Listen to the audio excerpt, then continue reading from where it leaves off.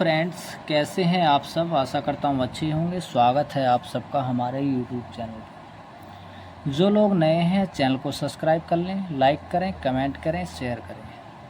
दोस्तों, आज हम आपके लिए लेकर आए हैं काफ़ी ज़बरदस्त चैप्टर। स्टूडेंट्स की डिमांड थी कि सर नरेशन चैप्टर के बारे में बताओ, नरेशन चैप्टर को सिखाओ। तो जो लोग परेशान हैं नरेशन को लेकर, अब उन्हें परेशान होने की आवश्यकता नहीं है, क्योंकि ये चैप्टर जिस पर हम बात करने वाले हैं नरेशन काफ़ी अच्छा और ज़बरदस्त चैप्टर है। मैं बात करूं नरेशन, तो सबसे पहले ये समझ लेते हैं दोस्त, नरेशन होता क्या है। स्टार्ट करें, क्या बात है। तो सबसे पहले ये समझ लेते हैं नरेशन का मतलब क्या होता है। नरेशन का मतलब होता है दोस्त कथन। समझ पा रहे हैं? नरेशन का मतलब होता है कथन, और इसका जो निर्माण हुआ है, नरेशन का जो निर्माण हुआ है वो नैरेट शब्द से हुआ है। और नैरेट शब्द का अर्थ होता है टू से या टू स्टेट। नरेशन का जो स्टेटमेंट है उस पे ही हम बात करने वाले हैं। तो बात कर लेते हैं नरेशन।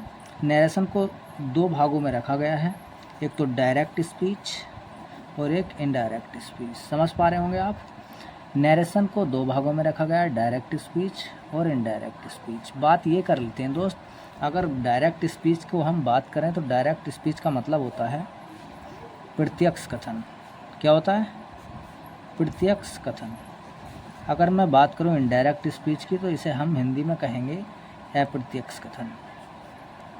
इसे हिंदी में क्या कहेंगे दोस्त? अप्रत्यक्ष कथन। समझ पा रहे हैं? इसे हिंदी में कहेंगे प्रत्यक्ष कथन और इसे अप्रत्यक्ष कथन।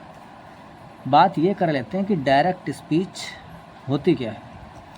तो डायरेक्ट स्पीच, जब कोई ऑडियंस किसी स्पीकर के स्टेटमेंट को स्पीकर के शब्दों या भाषा में एक्सप्रेस करता है। समझ पा रहे हैं? तो उस स्टेटमेंट को हम डायरेक्ट स्पीच कहते हैं। जैसे मैं यहाँ पर सिखा देता हूँ, जब कोई ऑडियंस जब कोई ऑडियंस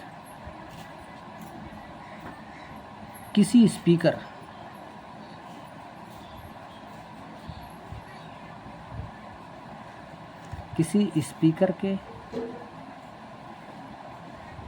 स्टेटमेंट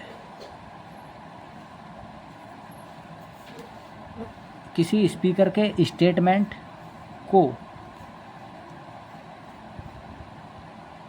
स्पीकर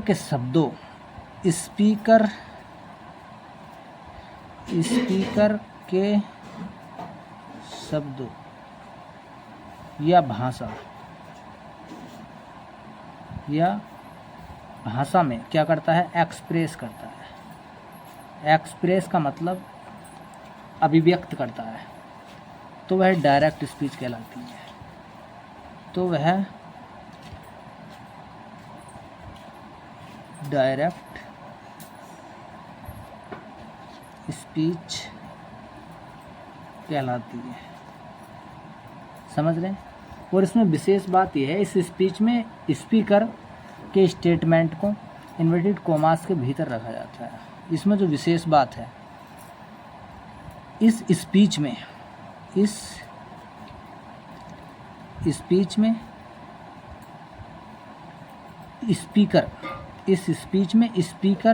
स्टेटमेंट को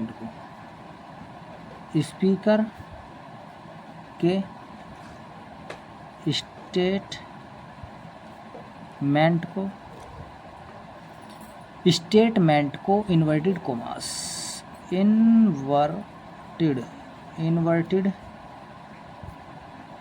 कॉमास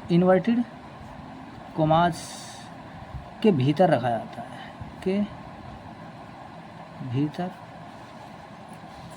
जाता है। समझ पा रहे हैं दोस्तों? एग्जाम्पल से समझ लेते हैं। जैसे कि अभी हम बात कर रहे थे डायरेक्ट स्पीच, इनडायरेक्ट स्पीच। तो डायरेक्ट स्पीच का हिंदी में मतलब होता है प्रत्यक्ष कथन। जब कोई ऑडियंस किसी स्पीकर के स्टेटमेंट स्पीकर के शब्दों या भाषा में एक्सप्रेस करता है। समझ पा रहे हैं? जब कोई ऑडियंस किसी स्पीकर के स्टेटमेंट को स्पीकर के शब्दों या भाषा में एक्सप्रेस करता है तो डायरेक्ट स्पीच कहलाती है। इस स्पीच में स्पीकर के स्टेटमेंट को इन्वर्टेड कोमास के भीतर रखा जाता है। समझ पा रहे हैं? के भीतर रखा जाता है। एग्जाम्पल से समझ लेते हैं, जैसे कि डायरेक्ट स्पीच का जो एग्जाम्पल होगा, जैसे हमने यहाँ पर लिखा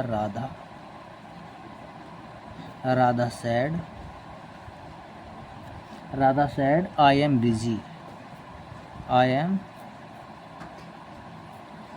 बिजी। समझ पा रहे हैं?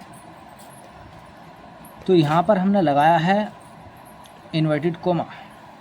तो ये जो पार्ट है दोस्तों अपना, एक ये पार्ट है और एक ये पार्ट है। डायरेक्ट स्पीच में भी दो पार्ट रहते हैं। समझ पा रहे हैं?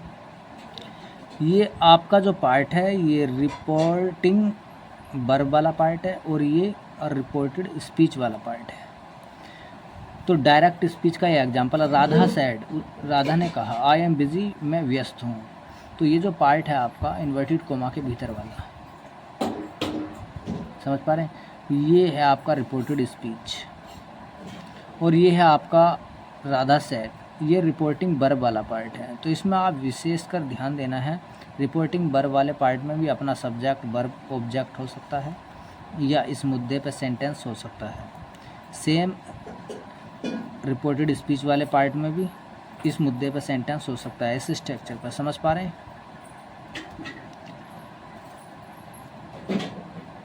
नहीं समझे?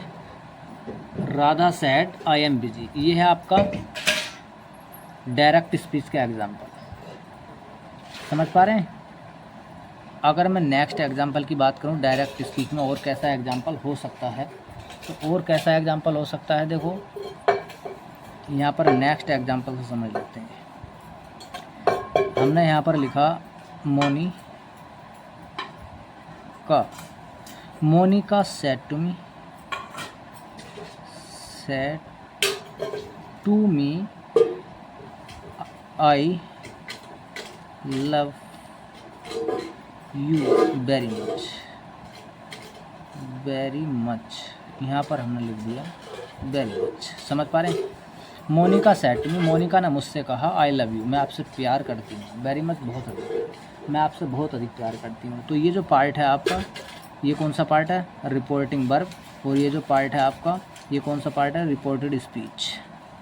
तो इसमें अपना सब्जेक्ट है, वर्ब है, ऑब्जेक्ट है। इसमें अपना सब्जेक्ट है, वर्ब है, अदर वर्ड है। समझ पा रहे हैं? तो ये जो हमने आज आपको बात बताई है दोस्त, ये डायरेक्ट स्पीच के बारे में बात की है।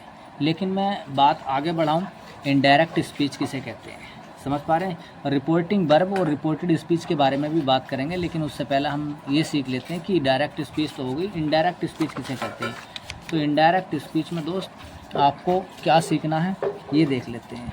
मैंने यहाँ पर लिख दिया इनडायरेक्ट स्पीच। इनडायरेक्ट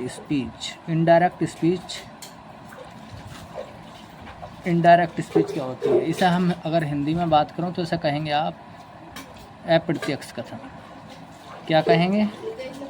अप्रत्यक्ष कथन कहेंगे। तो इसकी अगर डेफिनेशन की हम बात करें दोस्तों, तो डेफिनेशन इसकी क्या हो जाएगी? इसकी डेफिनेशन बहुत आसान है। जब कोई ऑडियंस किसी स्पीकर के स्टेटमेंट को अपने शब्दों या भाषा में एक्सप्रेस करता है, जब कोई ऑडियंस, यहाँ पर लिखा हमने जब कोई ऑडियंस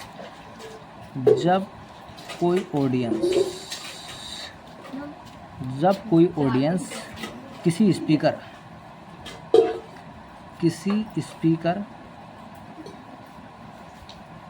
के स्टेटमेंट को, स्पीकर के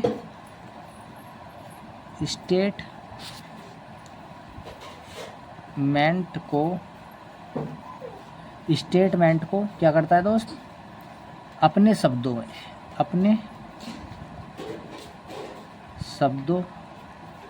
या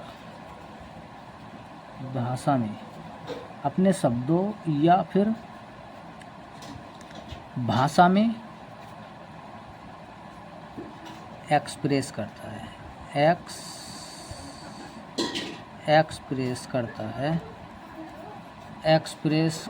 है, तो वह डायरेक्ट स्पीच कहलाता है।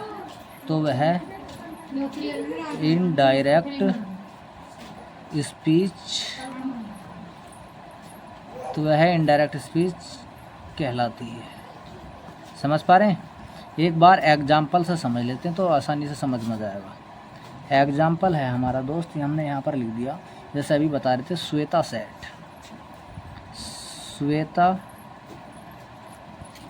Said that she was busy. समझ पा रहे हैं? अभी आगे हमने एग्जाम्पल लिया था, यहाँ इन्वर्टेड कोमा थे, इन्वर्टेड कोमा हटाने के बाद कनेक्टर दैट लगा दिया। प्रेजेंट इंडेफिनिट में तो प्रेजेंट कंटिन्यूस में चेंज कर दिया। अच्छा, नेक्स्ट एग्जाम्पल से समझ लेते हैं। Monica told me that she loved